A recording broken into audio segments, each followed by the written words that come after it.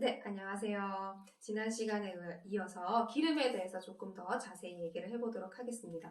자, 지난 시간에는 중성지방 그리고 콜레스테롤에 대해서 조금 설명을 해드렸거든요. 자, 우리가 먹는 지방은 대부분이 중성지방이다. 그리고 이 중성지방은 지방산으로 분해가 돼서 흡수가 된다. 여기까지 기억을 해주시면 좋을 것 같아요. 자, 그러면 이 지방산의 종류가 중요하겠죠. 자, 우리가 지방이나 기름이나 이런 영양소에 대한 얘기를 들을 때 빠지지 않고 나오는 말들이 뭐 오메가3라던가 오메가6라던가 이런 얘기가 굉장히 많이 나오고, 그 다음에 오메가3 보조제도 많이 구입해서 드시고 계시잖아요. 그럼 도대체 이 오메가3가 무엇인지 자, 간단하게 설명을 해드리겠습니다. 자, 오메가3를 얘기하기 전에 자, 지방산은요, 불포화 지방산과 포화 지방산으로 나뉩니다.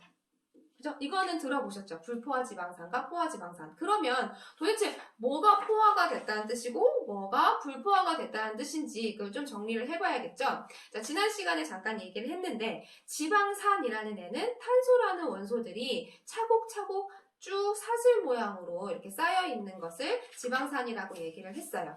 근데 포화 지방산은 어떤 거냐면 이 탄소들이요, 한 줄로 곱게 이렇게 쭉 나열이 되어 있는 애들이 이제 포화지방산입니다. 그러면 이 탄소는요, 어떤 특징이 있냐면 팔이 두 개가 있다고 생각을 해주시면 돼요. 그래서 한쪽 팔은 다른 탄소, 그 다른 한쪽 팔은 또 그 옆에 있는 탄소하고 이렇게 잡고 있는 거예요. 탄소끼리 쭉. 그죠? 한 줄 기차를 하고 있다고 생각을 해주시면 돼요.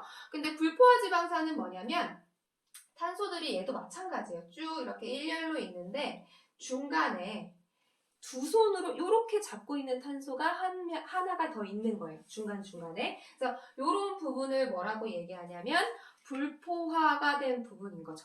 여기는 지금 불포화된 부분이 없죠. 그죠? 포화되지 않은 부분이 나타나는 지방산을 불포화 지방산이라고 얘기를 합니다. 그럼 탄소가 팔이 두 개였는데 지금 얘는 두 팔을 잡고 있으니까 나중에 한 팔을 떼어서 다른 것과 쉽게 결합을 할 수가 있겠죠. 또는 얘가 팔이 두 개이기 때문에 그 구조가 쉽게 이렇게 변할 수 있어요. 휘어지기도 하고 그러거든요. 그래서 이 부분을 그냥 유연한 부분이 있다라고 생각을 해주시면 돼요. 지방산 그 사슬 구조에 유연한 부분이 있는 게 불포화 지방산이고, 그죠? 유연한 부분이 없는 게 포화 지방산이다 이렇게 생각을 해주시면 돼요. 그죠? 그래서 포화지방산의 특징이 뭐냐면 얘는 녹는 점이 높아요. 높은 온도에서 액체가 돼요. 그렇다는 얘기는 보통의 온도에서 상온이라는 표현을 쓰죠. 그때 뭐다? 고체 상태라는 뜻이죠. 그죠? 주로 육류의 기름들 같은 경우에는 포화지방산이 많이 있기 때문에 잘 굳죠. 그죠? 특히 소고기나 돼지고기 생각을 해주시면 될 것 같아요. 자, 소고기 요리를 했어요. 냄비를 가만히 놓으면 그게 하얗게 굳죠. 그게 뭐예요? 기름이죠. 자, 포화 상태인 지방산은 녹유점이 높아서 고체 상태가 되기 쉽다. 그리고 동물들은요, 사람들보다 체온이 더 높아요. 그러니까 동물한테는 그 지방이 액체 상태로 혈관에서 돌 수 있겠지만 이게 사람 몸에 들어가면 우리 몸에서는 피 안에서 굳을 수가 있는 거죠. 그러면 혈전이 생긴다거나 해서 동맥경화나 그죠? 그런 혈관계 질환의 원인이 될 수 있겠죠. 자, 그 다음에 그럼 불포화지방산 얘기를 합시다. 불포화지방산은 이렇게 유연한 부분이 있는 지방산을 불포화지방산이라고 얘기를 하는데 오메가3, 오메가6, 오메가9 도대체 이 오메가는 무엇일까 궁금하시잖아요. 자, 오메가는 뭐냐면 이렇게 탄소 고리가 이게 사슬이 쭉 있는데 자, 여기 그냥 세로로 그려볼게요. 탄소 1번 탄소, 2번 탄소 이렇게 쭉 있어요. 마지막 탄소를 우리가 오메가 탄소라고 얘기를 하는 거예요. 오메가. 얘가. 성경에 이런 말이 나오잖아요. 나는 알파요 오메가다. 그때 시작과 끝이란 뜻이거든요. 그래서 오메가라는 뜻은 맨 마지막 끝에 있는 탄소라고 생각해 주시면 돼요. 그러면 오메가3는 무슨 뜻이냐면요. 맨 끝에 있는 탄소에서 하나, 둘, 세 번째 탄소에 이런 유연한 부분이 처음 나타난다. 그죠?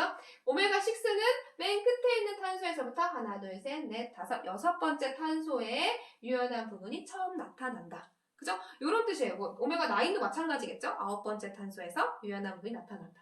그러면 이 오메가3, 6, 9은요, 다 자기만의 역할이 있어요. 그죠? 자기만의 역할이 있는데 왜 오메가3는 좋은 거라고 한 것 같고 오메가6는 나쁜 거라고 한 것 같은데 이제 그게 아니라 얘네들은요, 적당한 비율로 우리 체내에 존재를 해야 자기의 역할을 충분하게 수행할 수가 있습니다. 그런데 이 오메가3는 어디에 많냐면요, 우선 이 오메가3든 6든 9든 이 전체 지방산 누가 만드냐면요, 풀이 만들어요. 식물이 만들어요. 자, 식물은 지구의 공장이라고, 화학 공장이라고 얘기를 하잖아요. 그래서 동물들은 이 식물들이 만든 재료를 가지고 체내에서 합성을 할 수가 있냐 없냐가 결정이 되는 거예요. 자, 지방할 때는 우리가 필수 지방산, 그 다음에 불필수 지방산 이런 말을 잘 쓰지 않는 이유가 뭐냐면, 포화 지방산이 거의 불필수 지방산이 많고요. 불포화 지방산이 이제 필수 지방산이 많기 때문에 그래요. 그러니까 인체에서, 체내에서는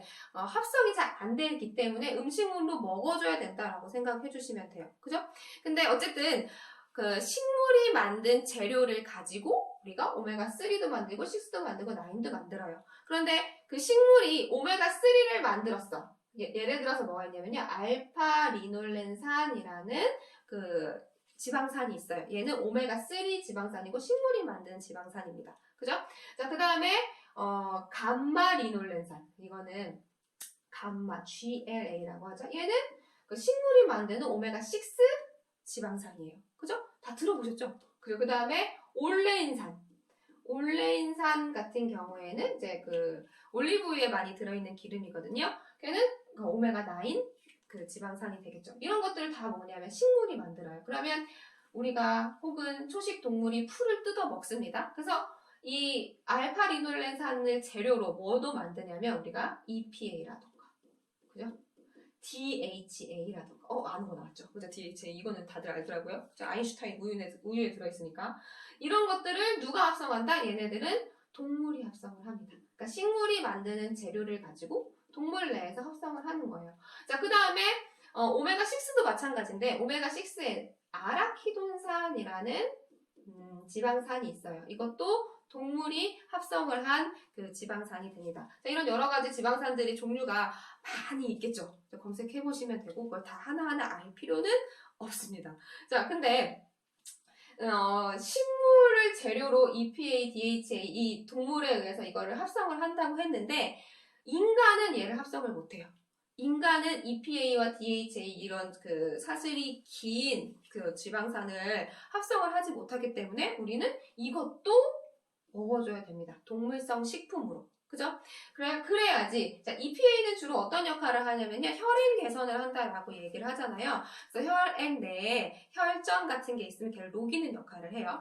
그 다음에 EPA는 또 어떤 역할을 하냐면, 얘는 주로 세포막을 구성하고 있는 성분이거든요.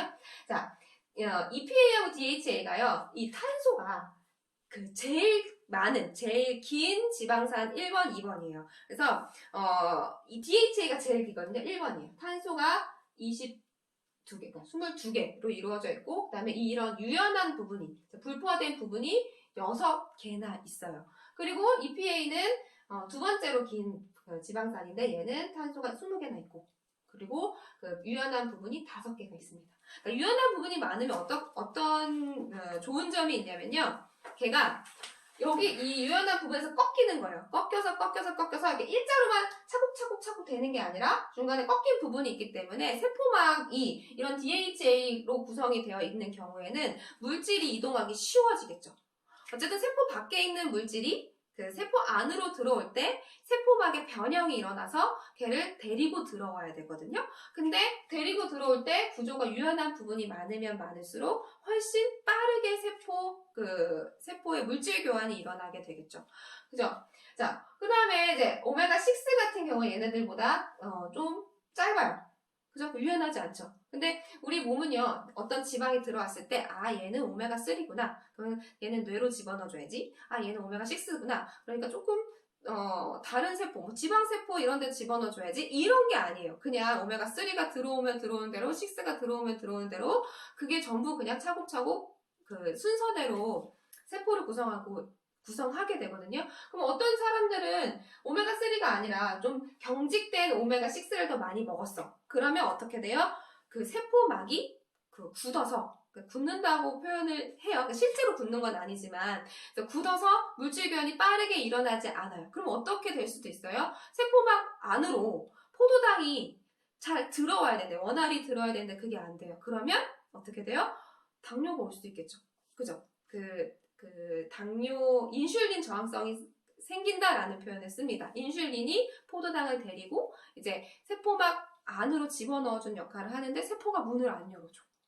너무 철통 수비를 하고 있어. 그러니까 당이 세포 안으로 못 들어가니까 혈당만 계속 올라가는 일이 생기겠죠. 자, 그런 것도 이제 이런 거하고 관련이 있는 현상이라고 볼 수가 있습니다.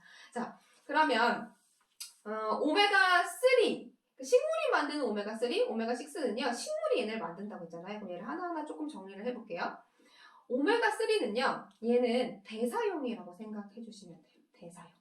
그 다음에 오메가6는 얘는 저장용이에요. 그죠? 그러니까 식물이 처음에 오메가3, 오메가6 지방을 만들 때 광합성이 활발히 일어나는 시기, 봄이나 여름에는요, 걔네들도, 식물들도 물질 교환이 빠르게 일어나야 되기 때문에 오메가3 합성이 잘 일어납니다. 오메가3를 만들어요. 근데 이제 가을이 됐어. 그죠? 가을, 겨울이 됐어요. 그러면 이럴 때는 얘네들도, 식물들도 물질 교환이 천천히, 대사율이 떨어지는 거죠. 천천히 일어나야 되기 때문에 오메가3가 아니라 오메가6가 많이 만들어져요. 그래서 오메가3는 식물에 어디에 많냐면 풀에 많고요.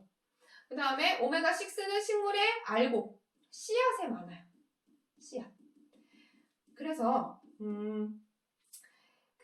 우리가 오메가3가 풍부한 음식을 먹고 싶어요. 그러면 뭘 먹어야 돼요? 풀을 먹은 무언가를 먹으면 되죠. 풀을 먹은 소를 먹든, 그죠? 풀을 먹은 돼지를 먹든, 풀을 먹은 닭을 먹든, 이래야 이제 오메가3가 풍부한 고기, 지방을 섭취할 수가 있거든요. 근데 재밌는 건 뭐냐면, 바다에는 씨앗이 없어요.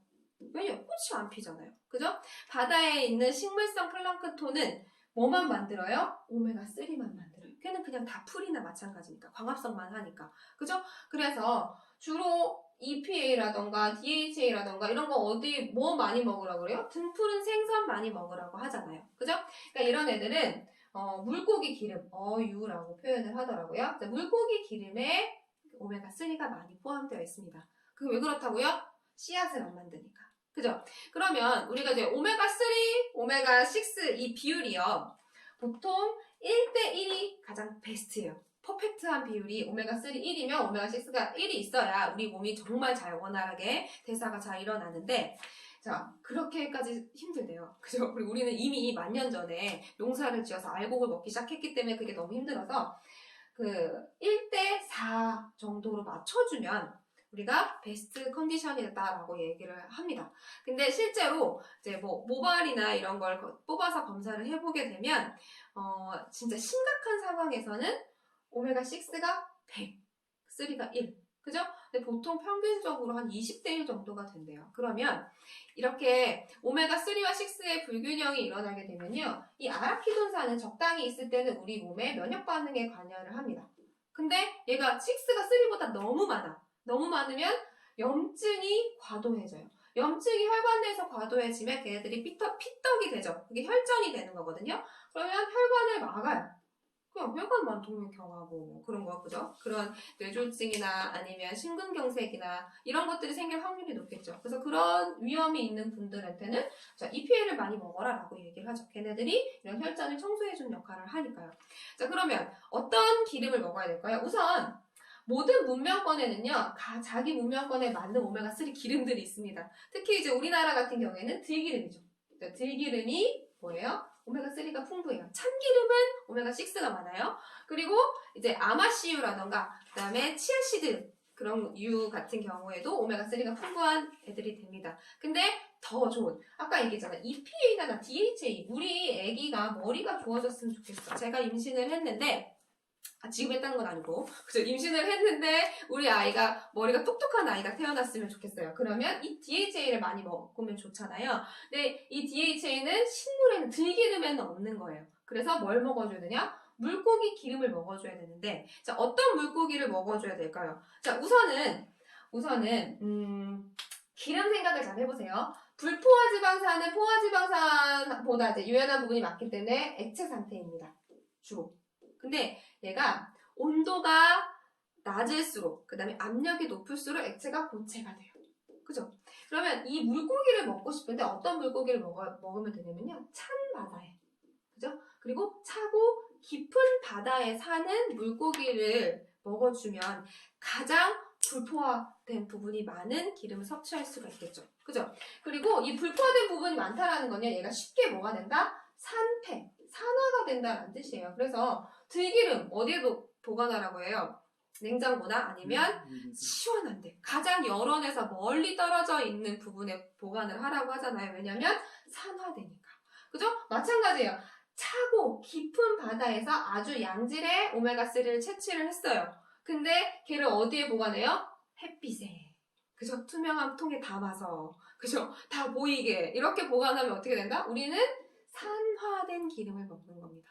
자, 산화된 기름 먹으면 그게 뭐예요? 발암 물질이죠. 그러니까 우리는 정말 좋은 기름을 정말 베스트 상태로 먹어주는 게 우리 건강에 도움이 된다고 보시면 됩니다. 자, 조금 이번 강의는 어려웠을 수도 있는데요. 그래도 우리 몸에 도움이 된다고 생각을 하고 좀 잘 따라와 주셨으면 좋겠습니다.